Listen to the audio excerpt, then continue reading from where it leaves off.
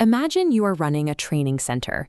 Your goal is to select the single best candidate for a national team.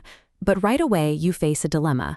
How do you design a fair competition when the starting line looks like this? You have a population of extremes. There's Ram, who comes from wealth but is incredibly disciplined. You have Sham and Hari, both deeply hardworking, though lacking resources. Then you have Robin, highly intelligent but a bully who actively dominates others. And finally, Abbas. He has average abilities but struggles with confidence, a problem made worse by Robin's constant harassment. The pressure in this ecosystem reaches a boiling point when the national selection is announced. Only one spot is available, forcing the institution to evaluate everyone. Abbas, exhausted by the toxic environment and struggling to keep up, finally goes to the principal to file a complaint. The principal looks at the situation and realizes a harsh truth.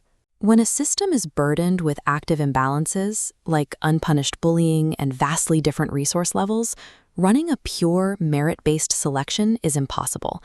Leadership has to intervene before the race even starts. The principal has two clear paths. The first is a root cause solution. This means taking the difficult steps, disciplining Robin to fix the toxic culture, offering Abbas support he needs to build his confidence, and allowing natural growth to eventually restore a fair, competitive environment.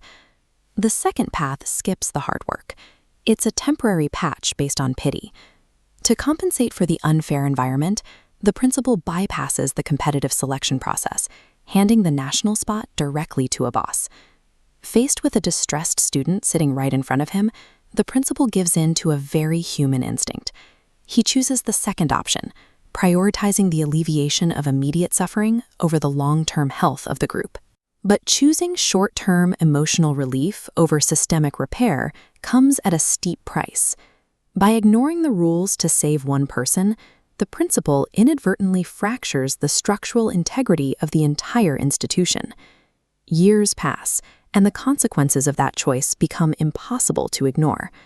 At the national level, Abbas is drastically underperforming. Because he was advanced out of sympathy rather than skill, he never developed the foundational resilience required to actually compete. When his poor performance is questioned, a destructive feedback loop begins. Abbas claims his failure is due to a lack of physical resources and practice time. Eager to avoid admitting their initial mistake, the leadership immediately gives him better facilities and extra time, but the results don't improve. Next, Abbas shifts the blame to his mental state, explaining that he lacks the close support systems the others have. He feels lonely and unstable. The principal responds by providing extensive emotional counseling. The final phase uses deeply personal pain as a shield. Standing on an empty practice ground, Abbas reveals a broken heart destroyed his focus. He argues that his internal comparisons and emotional trauma are the real reasons he can't succeed. Heartbreak is genuinely devastating. But when an institution completely removes the friction of actual consequence, human behavior naturally shifts away from problem solving and directs all its energy into generating bulletproof excuses. While all this energy is focused on one struggling student, the collateral damage mounts. Ram, Sham, and Hari, students with immense talent and work ethic, are consistently denied opportunities despite producing far superior results. Realizing the system is failing everyone, the principal decides enough is enough. He announces that decisions will no longer be driven by sympathy. It is time to reintroduce objective, merit-based performance reviews. Terrified by the prospect of accountability, Abbas goes on the defensive. He weaponizes his vulnerability, taking his struggles online and broadcasting his past traumas to the public.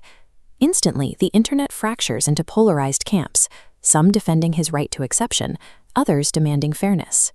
This division creates total institutional paralysis. Terrified of a public relations disaster, the leadership freezes. They allow the selection process to drift along without enforcing any real standards, keeping everyone trapped in a failing status quo.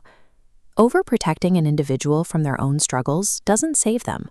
Eventually, it transforms their victimhood into a mechanism that holds the entire system hostage. But silence has a price. As the institution stood still to avoid a scandal, the results continued to plummet. The top performers began to lose hope, and Abbas himself was no closer to succeeding than he was on day one. The principal realized that by trying to manage the institution's image, he was presiding over its slow, quiet death. To save the mission, he had to accept the public criticism and move forward with integrity. He initiates a complete structural reset, placing every student back on the exact same ground.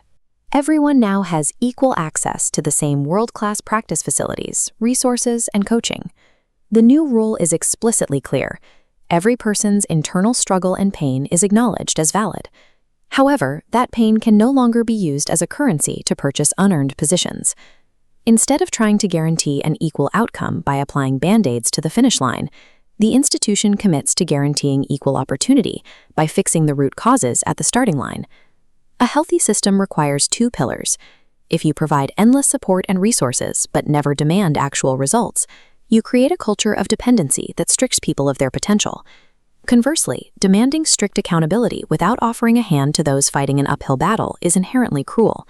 True justice is found right in the middle. It means maintaining the exact same rigorous standards for every single person, while offering the individualized, targeted support they need to actually attempt the climb. It's easy to make a decision based on pity when someone is struggling right in front of you, but knowing the long-term cost to the individual and the institution, if you were sitting in the principal's chair on day one, what would you have done?